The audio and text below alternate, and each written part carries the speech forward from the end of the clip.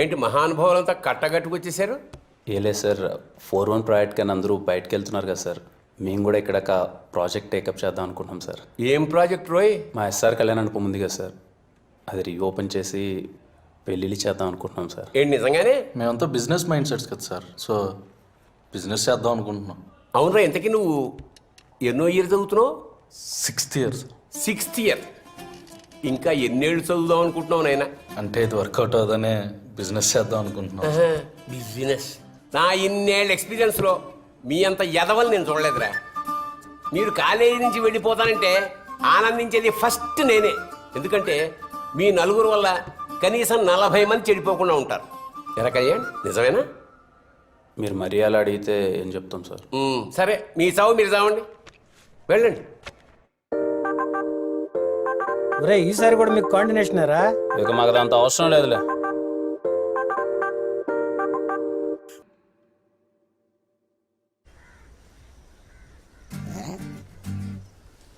నువ్వు ఇట్రా బాబు. ఏనా బాబు ఏంటి? సరిపోయింది పో. 30 ఏళ్ళు వచ్చినా ముందు నువ్వు పెళ్లి చేసుకో పో.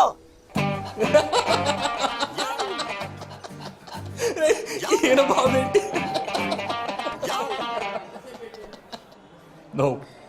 నువ్వు అంత సీరియస్గా చూడకు, ఇంకా నవ్వు వస్తుంది.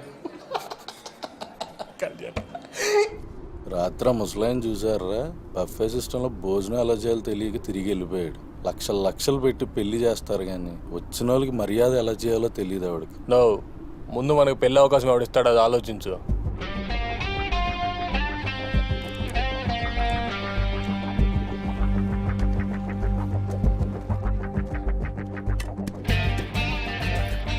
పనికొచ్చే ఐడియా ఒక్కడ తట్టట్లేదేంట్రా? నాకు ఒక ఐడియా వచ్చిందిరా.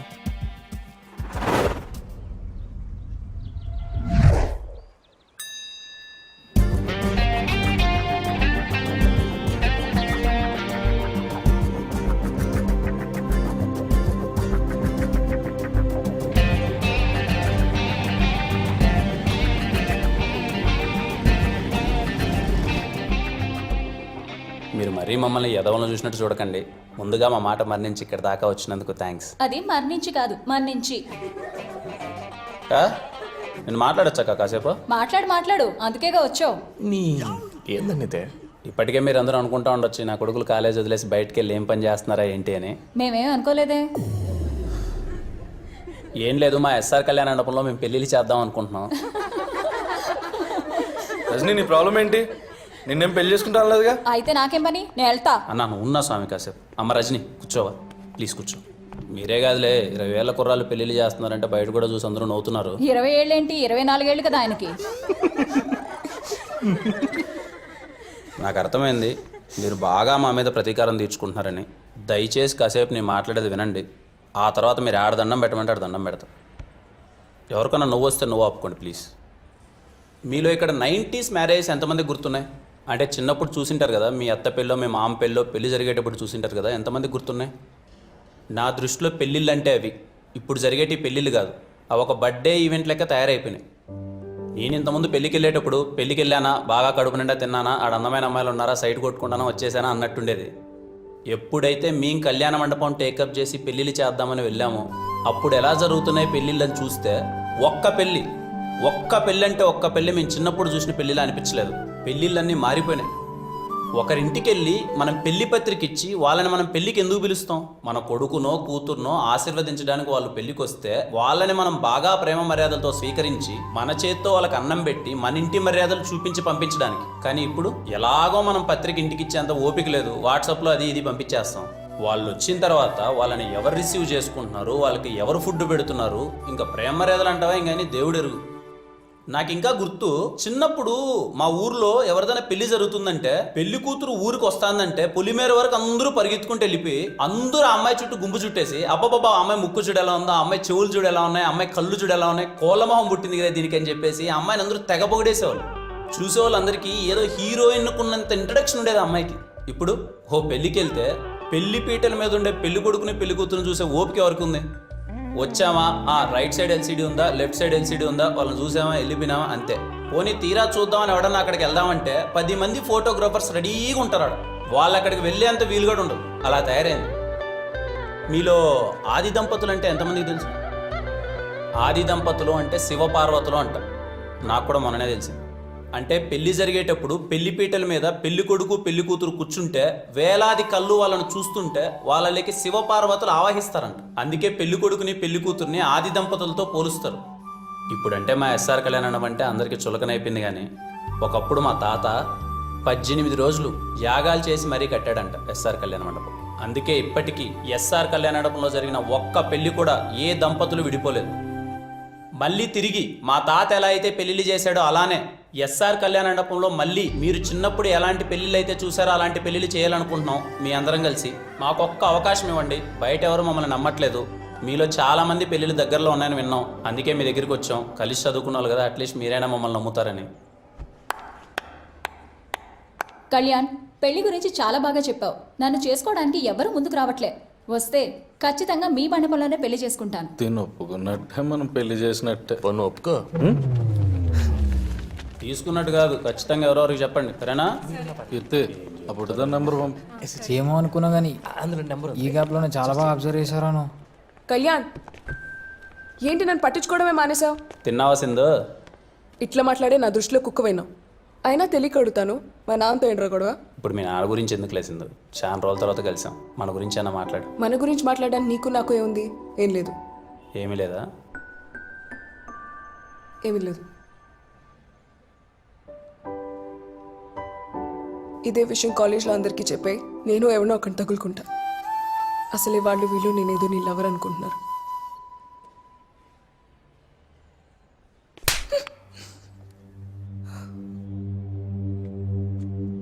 కళ్యాణ్, కళ్యాణ్, నేను ప్రిన్సిపాల్ సార్ రమ్మంటున్నాడు. నిజంగానే పిలిచాడా? నాకు సరదారా మరి ప్రిన్సిపాల్ రూమ్ తీసుకెళ్ళడానికి.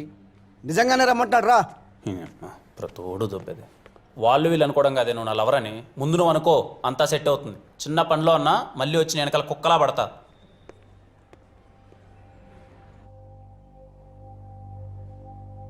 అదిరా కళ్యాణ్, బేసిక్గా నీకు పెళ్లి ఇవ్వట్లేదు, ప్రాబ్లం ఇస్తున్నాను. దాన్ని సాల్వ్ చేసి పెళ్లి చేసే బాధ్యత మీది. చేస్తారా? చేస్తాం సార్. మరోసారి ఆలోచించుకోండి. చేస్తాం సార్. కాలేజీలో స్టూడెంట్స్ టైంకి వచ్చి పద్ధతిగా చదువుకున్నారనుకో, వాళ్ళతో నాకు ప్రిన్సిపాల్లా ఉండాలనిపిస్తుంది. ఇదిగో మీలా ఎదవల్లా ఉన్నారనుకో, వాళ్ళతో నాకు ఫ్రెండ్షిప్ చేయాలనిపిస్తుంది. మీరు అలా అంటుంటే ఎంట్రికలు నిల్చుకున్నాయి సార్. అచ్చా, పెళ్లిలో సగం ఖర్చు నాదిరా. ఓకేనా? Thank you sir. మంచిది, వెళ్ళండి. ఏ Kalyan, Kalyan, 1 minute. Sir 1 minute. ఇలా కూర్చో.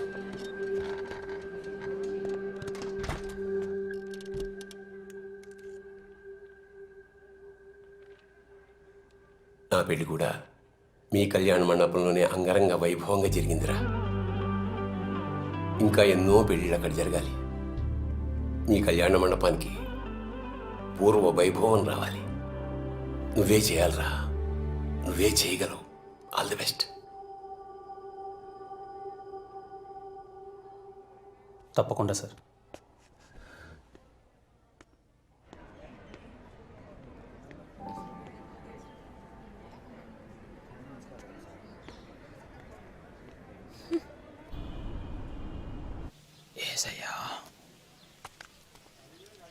అంకుల్, మేము చంద్రకళ వాళ్ళ ఫ్రెండ్స్ అంకుల్. చెప్పండి బాబు.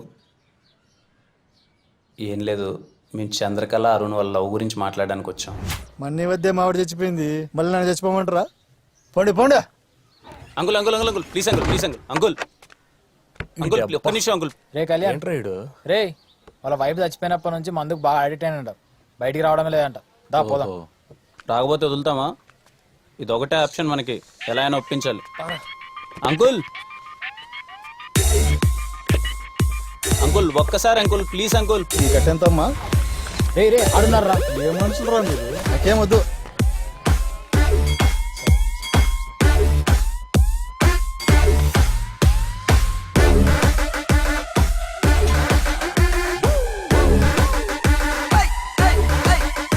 అంకుల్ పనికి మళ్ళీ నా కొడుకులారా, పొద్దున్నే పని పడలేకుండా కాలేజీకి వెళ్ళకుండా నా చుట్టూ తిరిగితే ఏమొస్తుందిరా? పెచ్చ నా కొడుకులారా.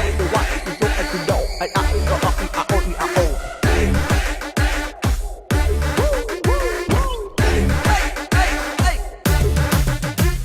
కాదే సరోజ, నాకు 19 ఏళ్ళకే మా నాయన పెళ్లి చేసినాడు. ఇంకో 19 ఏళ్ళకి నువ్వు చచ్చిపోయినావే. 38 ఏళ్ళకి నన్ను ఎవరిదోమంటావే. ఇంకా పెళ్లి వయసు కూడా రా నీ కూతురికి. అప్పుడే పెళ్లి సంబంధాలు వస్తున్నాయే. చాలా ఎమోషనల్గా ఉన్నట్టున్నాడు బ్రో. అరే ఏదైనా ఎక్కే మంది ఉంటే తాగలేటండేడా.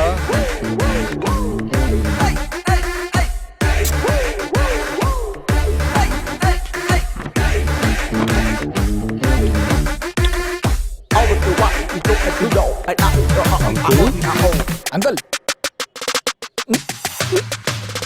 మొట్టి బాబు అరిగింది. అంకుల్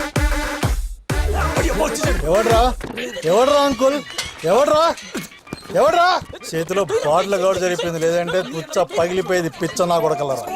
తాగిన మొదలు నిదే చేసే బంగారం దా.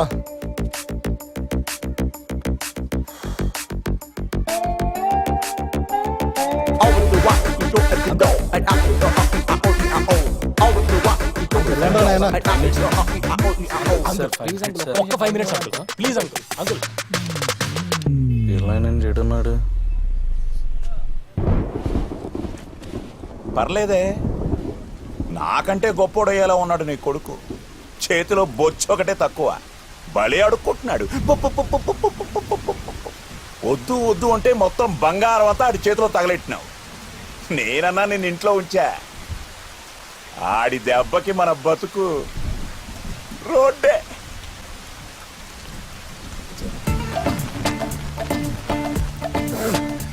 నీ అమ్మ కడుపులు మాడా. ఎండా లేదు వానా లేదు, ఎప్పుడు చూడు నా పంచలో రామాయణమేనా? కొమ్మలకి పోండి.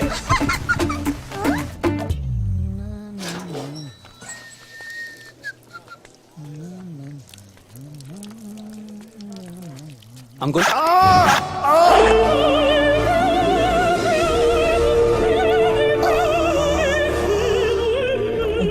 కూడా ప్రశాంతంగా పోసుకొని ఎర్రా. సార్ అలా కాదు సార్, మీతో మాట్లాడడానికి ఎంత ప్రయత్నించినా టైం ఇవ్వట్లేదు సార్. 5 నిమిషాలు సార్, ప్లీజ్ సార్. మీరు పూజ చేస్తుంటే మీ గోల్ ఏంట్రా? మా బాధ కూడా అర్థం చేసుకోండి. అరే ఇక్కడున్న లొకేషన్ ఏంటి, ఉన్న సిచ్యువేషన్ ఏంటి, మీ గోల్ ఏంట్రా? సార్ ఇదంతా కాదు సార్, ప్లీజ్ సార్. టైం ఇవ్వండి సార్, ప్లీజ్ సార్. ఒక్క 5 నిమిషాలు. Morning sharp 10 o'clock వచ్చేయండిరా.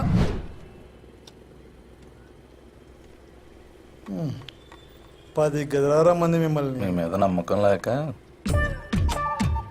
ఈ శ్రద్ధ ఏదో చదువు మీద పెట్టింటే ఏ పాటికి కలెక్టర్ అయిపోయేవాడు. అవును అంకుల్. అవ్వకూడదా? సరే చెప్పి తగలండి, ఏదో ఒకటి చెప్తారు కదా. ఎమోషనల్ పార్ట్ వీడిది అంకుల్.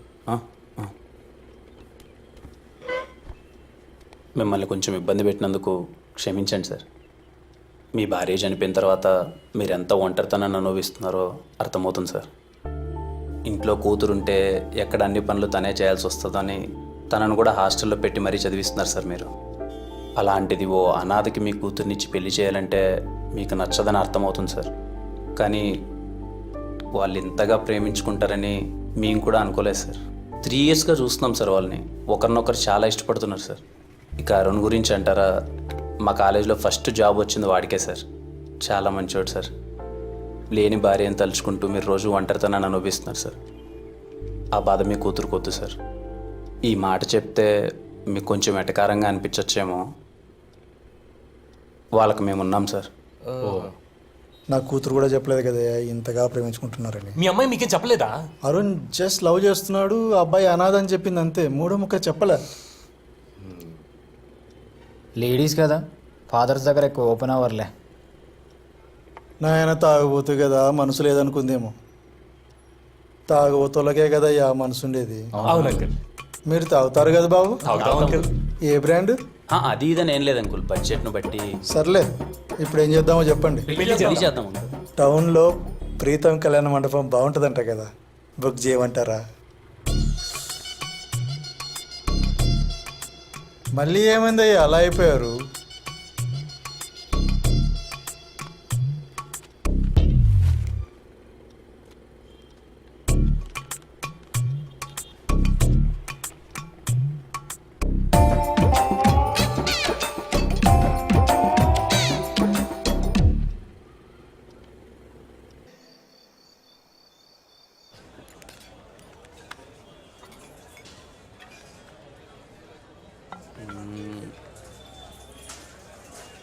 అమ్మా అనవసరంగా కొట్టినది ఫోన్ ఎత్తదు మెసేజ్ ఏది ఎత్తుందప్పా.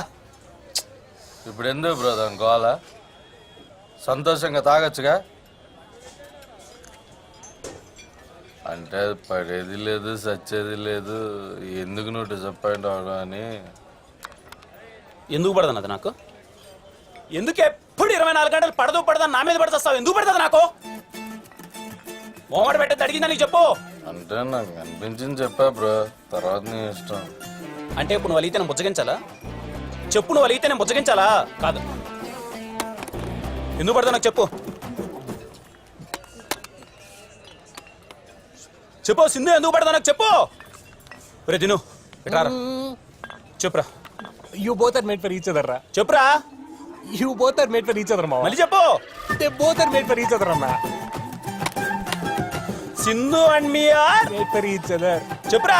They both are made for each other. Senior కదరా, అర్థమయ్యేలా చెప్పు. మేడ్ ఫర్ ఈచ్ అదర్ అన్నా. Sindhu and me are made for each other. ఒక్కడు సాలరాడు సంకనాకి పోవడానికి అని లేపు బిల్లు కట్టేసి వస్తా. అంటే అంటారులే కానీ నేను చెప్తున్నా, you both are made for each other మావా. థ్యాంక్స్ మామా. మీ అండ్ సింధు